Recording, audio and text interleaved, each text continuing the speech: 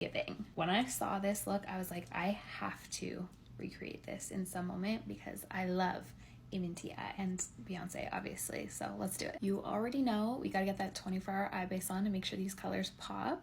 So I'm gonna do this same style but in a way that suits my eyes because obviously I'm not Beyonce, I wish. I'm gonna start things off with a little bit of soft brown on an angled brush and I'm just gonna map out the shape. I like to get an understanding of where everything's gonna sit before going in with the liner. This will just make it easier to clean up any errors or mistakes or make any changes. Once I have the base shape on, I can look for symmetry and make any adjustments to the wing. Next, I'm gonna come in and just buff out the top edge of that brown, creating a really nice blend into the skin. This is gonna create a shadow behind the liner to really make it stand out and pop.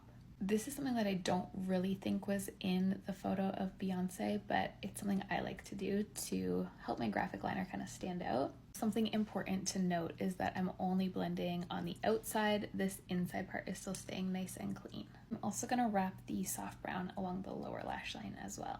Now I was kind of debating with myself if I want to do the mint first or the liner first. I think I've settled on that I'm going to do the mint first, but if you're someone who maybe struggles with graphic liner, do the liner first. You can clean up and then come back in with the mint. I'm going to start with a white base for the mint color. This is that limited edition white paint pot. I don't know why they got rid of this. Having a white base is just everything to me.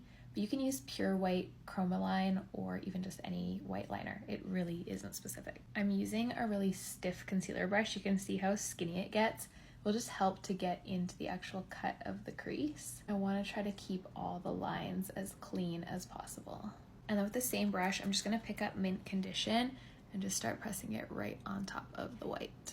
The white base does make the mint color very bold, so if you wanted this to be a little bit more subtle, you could just skip the white base. Now it's liner time. I'm going to use Brush Black brushstroke liner. So I'm going to start with just the tick on the outer corner, so following that shape that we did with soft brown. And then I just kind of bring this down into a normal wing shape just on the outer corner.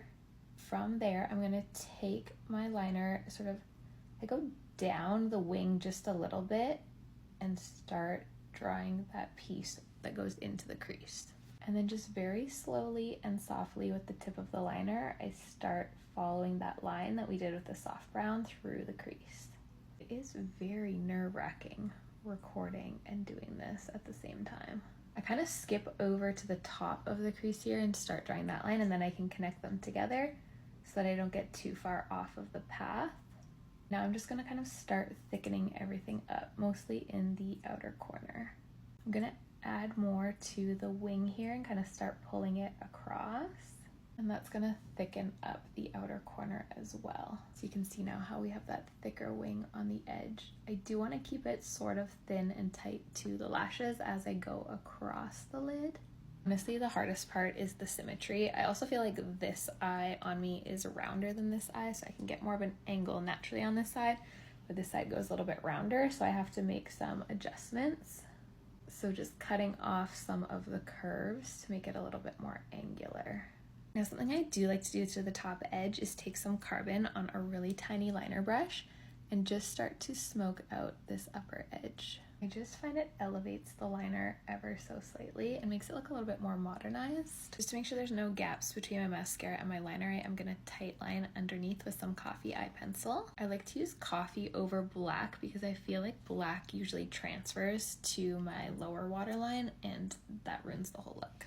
Just gonna finish it off with a touch of mascara, and by touch I mean a good healthy volumized coat of mascara. Get that volume and lift in the outer corner like she had. I'm using my MAC Stack mascara. I just want to finish the look with a touch of Totally Synced blush and a really good nude lip, so I'm gonna come in with some Stone for definition and some Honey Love lipstick. I feel like the kind of peaches and cream tone of Honey Love goes really nice with the minty eye, and that's the look. I'm obsessed with this kind of 60s style eye. It's so good. I'm definitely in my Cowboy Carter era. Give us more looks, Beyonce, please.